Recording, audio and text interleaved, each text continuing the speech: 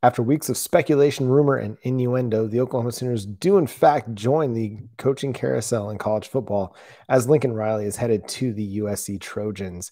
We'll talk about what it means for the Oklahoma Sooners and more on today's episode of Locked On Sooners.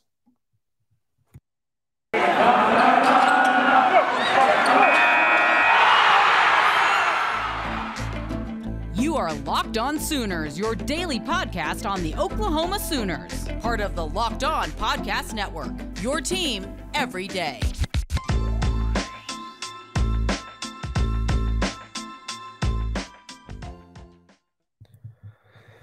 Boomer Sooners, Sooners Nation, and welcome to the Locked On Sooners podcast. My name is John Williams. You can follow me on Twitter at John9Williams. You can read my work covering the Oklahoma Sooners over at the Sooners Wire at usatoday.com. You can follow the show on YouTube at Locked On Sooners and wherever you get your podcasts. Thank you so much for making Locked On Sooners your first listen every single day.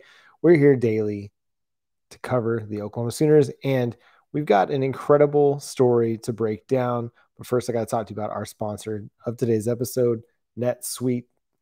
NetSuite is the #1 cloud financial system to power your growth. Head to netsuite.com/lockedonNCAA for special end-of-year financing on the #1 financial system for growing businesses at netsuite.com/lockedonNCAA.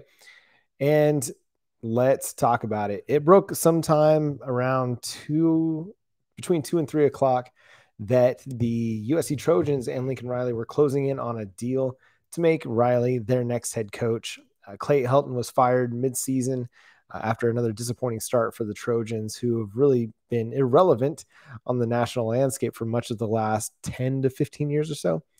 Ever since Pete Carroll basically left for the Seattle Seahawks amid some issues that they were going to have with the NCAA.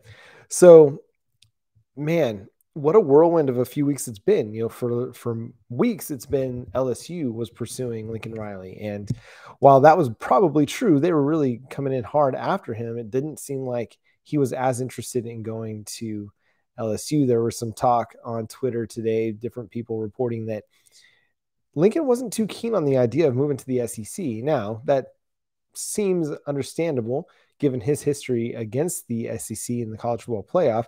Georgia in 2017, Bama in 2018, LSU in 2019. Hasn't fared so well. He's done better in bowl games that had no significance really, but he's making the move to the Pac-12 instead to take over the Trojans. It's a big move. It's one that kind of reshapes the college football landscape, where the Big 12 had one of the better coaches in the country in Lincoln Riley, which Oklahoma would have been taking into the SEC, presumably. But now that shifts a little bit of the power to the Pac-12, who now has several pretty solid coaches over there. You look at Mario Cristobal at Oregon, another solid coach. It's really devastating. It's really, really disappointing. You look at a guy like Lincoln Riley, you see that he was coaching at East Carolina University with the Pirates. Gets a chance with Bob Stoops to take on the offensive coordinator job. Does really, really well. The Oklahoma Sooners offense gets resurrected with Baker Mayfield in tow as well. And Lincoln Riley then is handed the keys to the head coaching job by, again, Bob Stoops. Someone who had never had a head coaching job before, who was still a young guy in the coaching ranks, gets the opportunity of a lifetime to take over a premier college football program with a great quarterback already in Norman. And just a few years later, he's like, I'm good. I'm ready for a new challenge. And if you're on social media at all, if you follow, what's going on Twitter or Facebook, anywhere, it's safe to say that this is pretty upsetting to most of Sooners Nation. This is a guy that looked to be, this was such a weird year. The 2021 season for the Oklahoma Sooners has not gone according to plan. Nothing really went according to plan. They had a midseason quarterback change. They struggled in just about every single game. And the offense at times looked disjointed. It just didn't look right. And you got to wonder, at what point did this become a reality for Lincoln Riley? At what point was he leaving? it's hard to believe that all of a sudden on a Sunday morning, USC calls him. He's like, and they offer him a job. I mean, it's possible. I mean, Lincoln Riley's that good of a head coach that, every school except for Alabama would be reaching out to hire him if their head coaching job became available. But it's hard for me to imagine that he just made this decision in one day. A guy that is as calculated as he is, as thoughtful as he is. I mean, coaches don't just make decisions like this on a whim, especially one that's got a family. Now, I know that's a lot of money, and he's going to get paid a ton of money to go coach the Trojans, and so that money talks.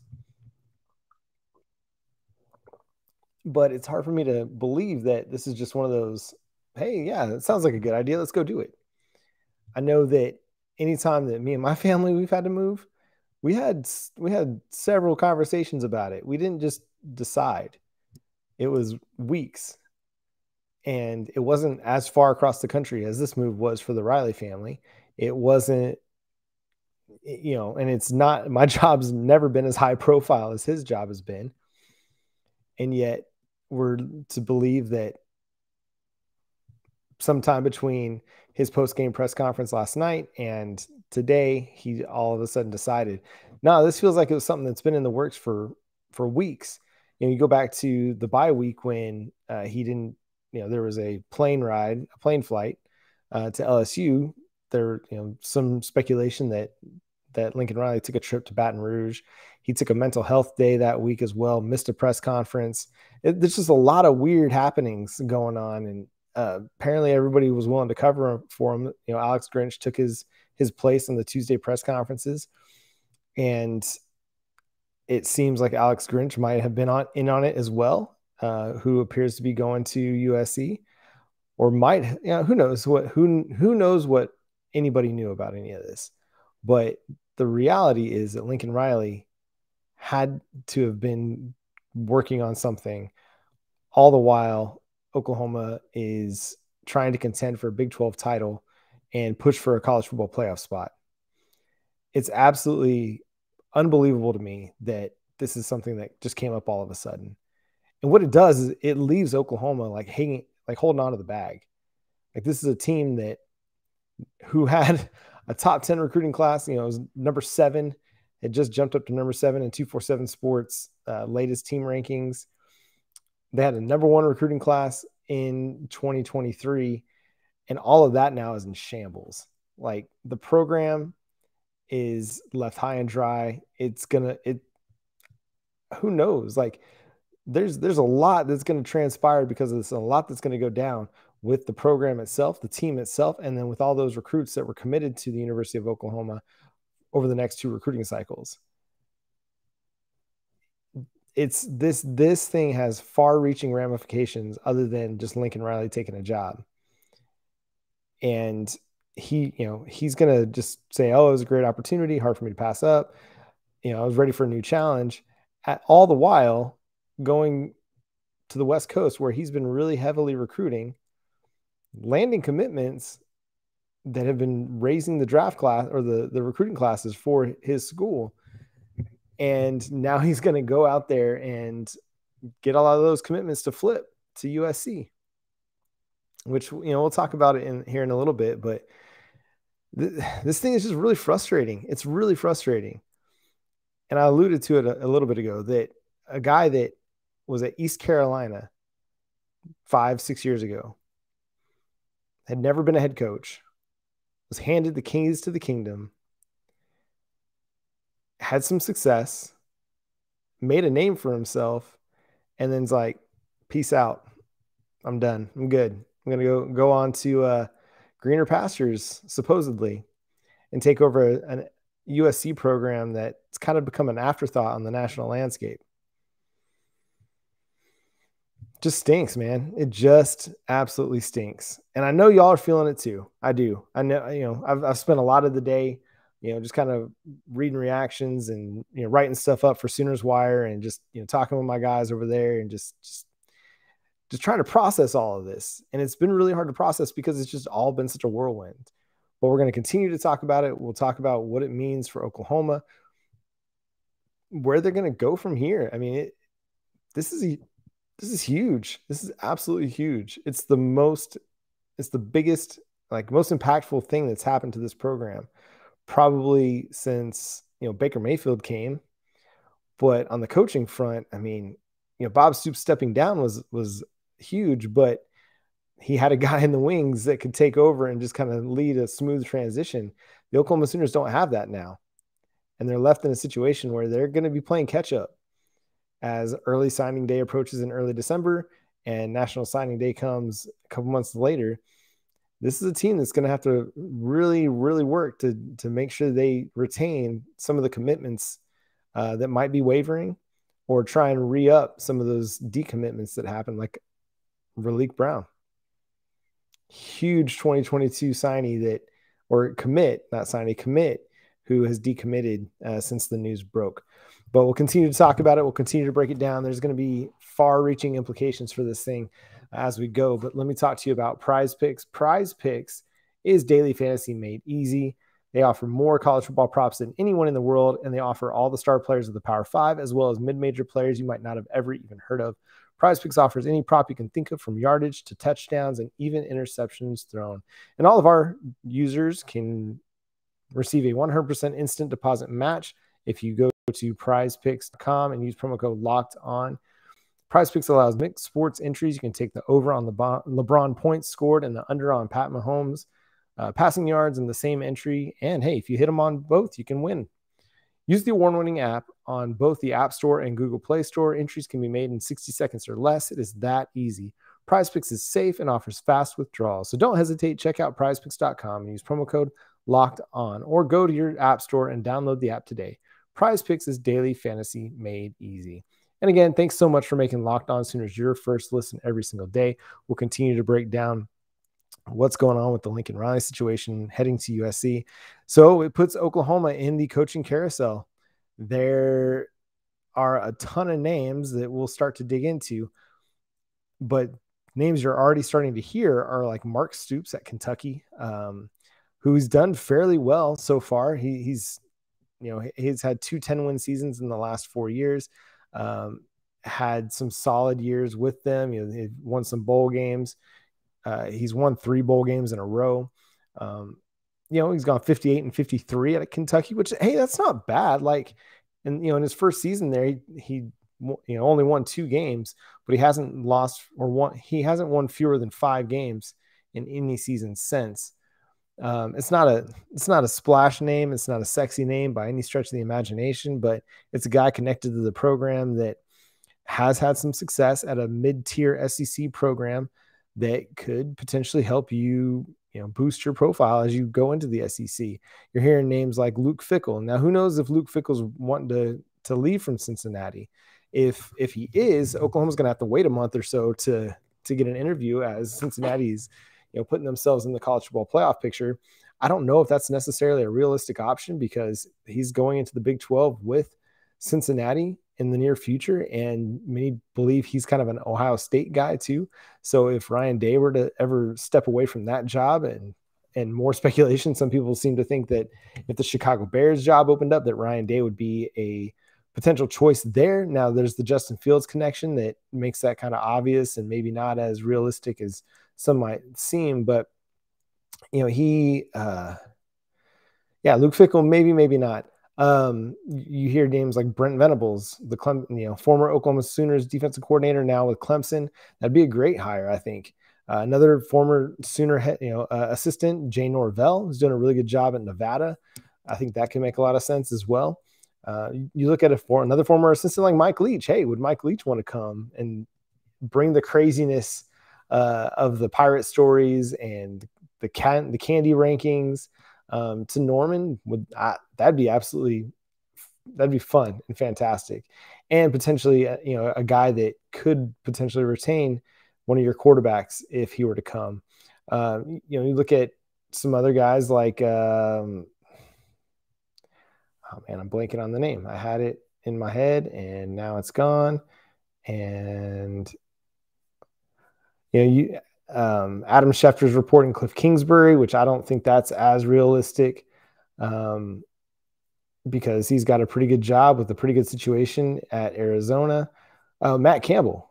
Now, if Oklahoma were still going to be in the Big 12 long term, I don't know if Matt Campbell would leave Iowa State to come to Oklahoma, because, I mean, that'd be just, I don't know, kind of be flipping the bird to Iowa State a little bit to go to a team that has become a little bit of a rival for Iowa State in recent years. So I don't necessarily think that's going to happen, but I could see it happening because Oklahoma is going to the SEC. Matt Campbell might be able to say, hey, listen, I'm going to a new conference. I'm not going to have to play Iowa State every year. There's potential there. And, then you look at a guy like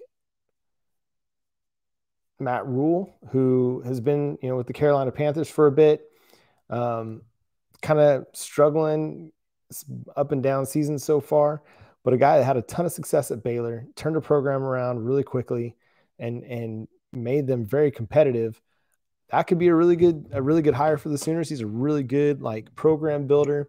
I think it's somebody that would do really, really well in Norman, and has got kind of that grit and that grind that has been lacking a little bit. There's just been a lack of mental toughness and sometimes a physical toughness in recent years. The Oklahoma Sooners have been great teams, but they've sometimes lacked a mental edge to kind of help carry them through certain situations, like we saw in Bedlam on Saturday night. And then one name that probably won't happen, but you never know, Shane Beamer, who just took the South Carolina head coaching job and has had a really solid season there himself. He just took that job, so I don't foresee him leaving it to come back to OU. I mean, he's in the SEC. He's got a Power 5 job. It's his first head coaching job. He's starting to build a program. He just doesn't seem like the type of guy that would turn around and leave that quickly. But hey, you never know. Things could happen. My guy Patrick Kahn, who used to host the Locked On Longhorns,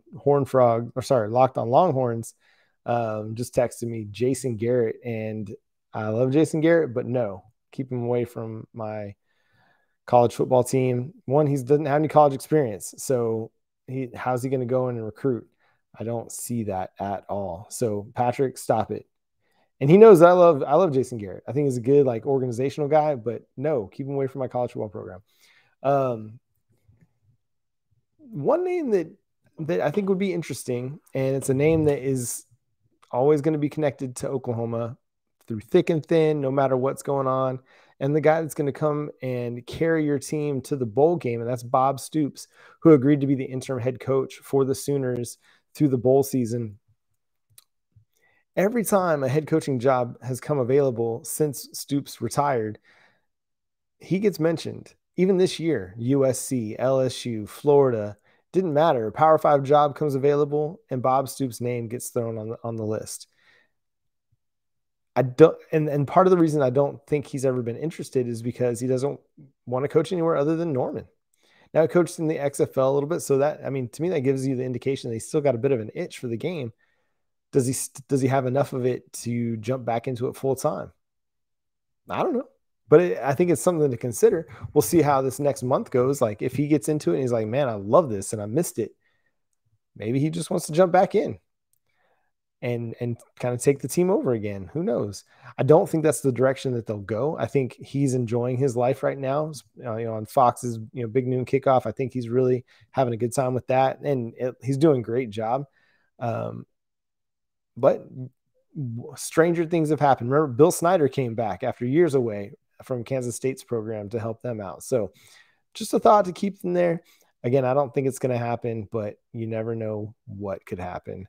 One name I want to keep far, far away from this program and not interested in whatsoever, and that's Urban Meyer. I have zero interest in bringing Urban Meyer to Oklahoma. Lack of integrity. It's a guy that I don't trust. I think at a moment's notice, if he's got some issues going on, he's bailing. He's going to be out of here, and it's going to set your team back again. You want to look for a long-term hire, somebody who's going to be here a while, and that's not going to be Urban Meyer. There's a reason why he's on his however many coaching stops he's had. And it's just because you just can't trust the guy to stay committed long enough. So let's talk about what this means on the recruiting trail for the Oklahoma Sooners, because Lincoln Riley's move to USC is already having huge ramifications on that.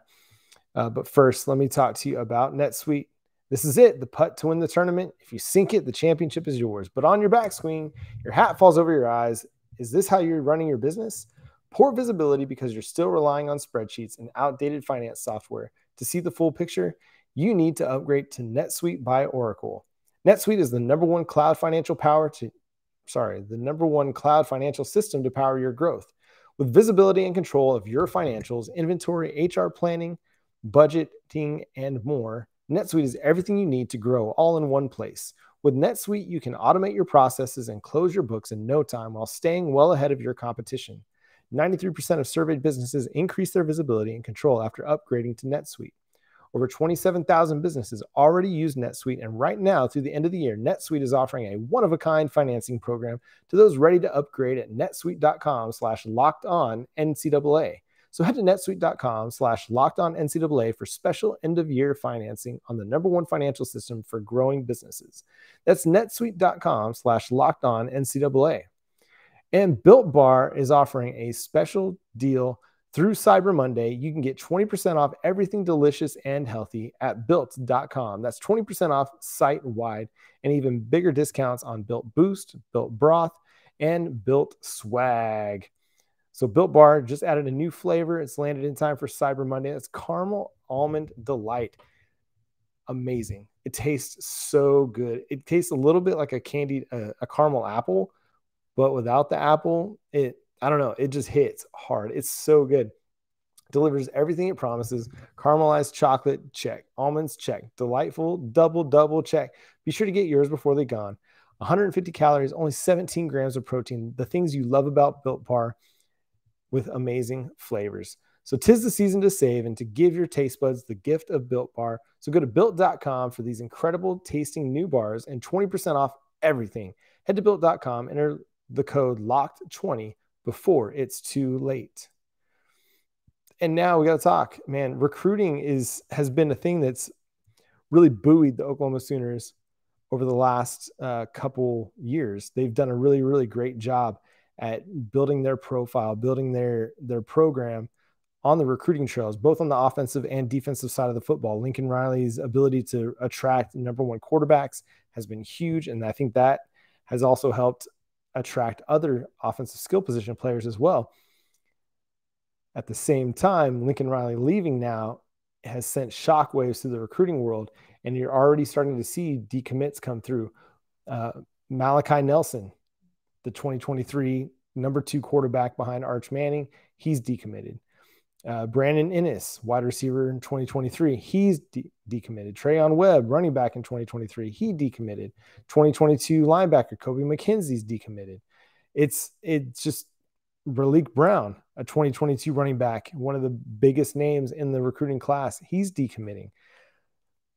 Gentry Williams is going to be a guy that we're going to be watching.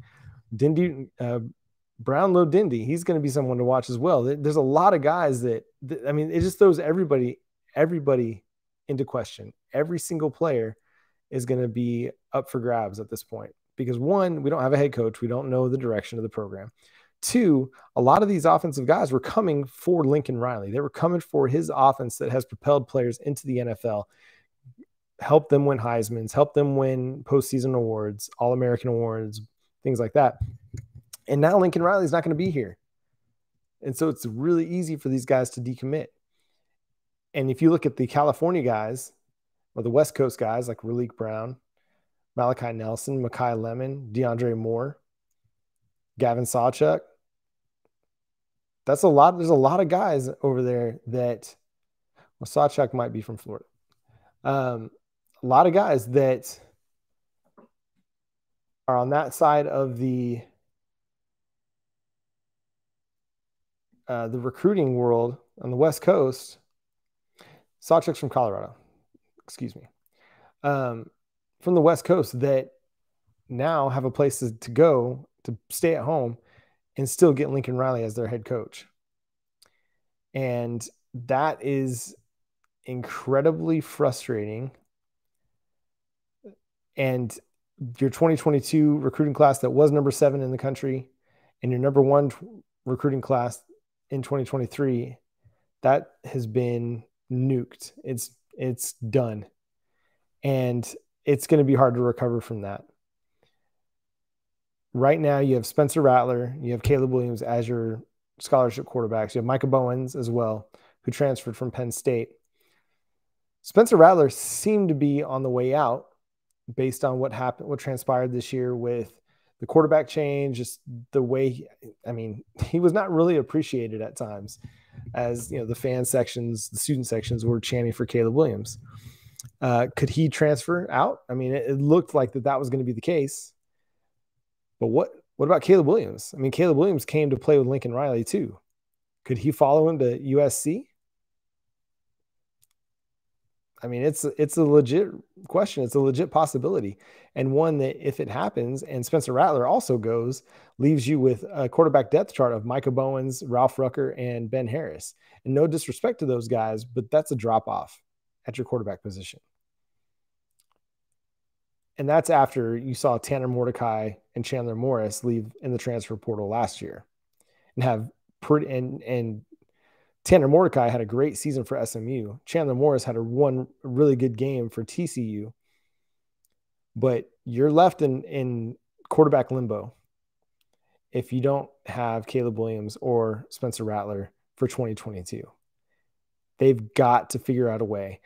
Number 1 priority for Joe Castiglione right now, Bob Stoops right now, is to gain a commitment from one of those 2 guys to say that they'll be here this next year.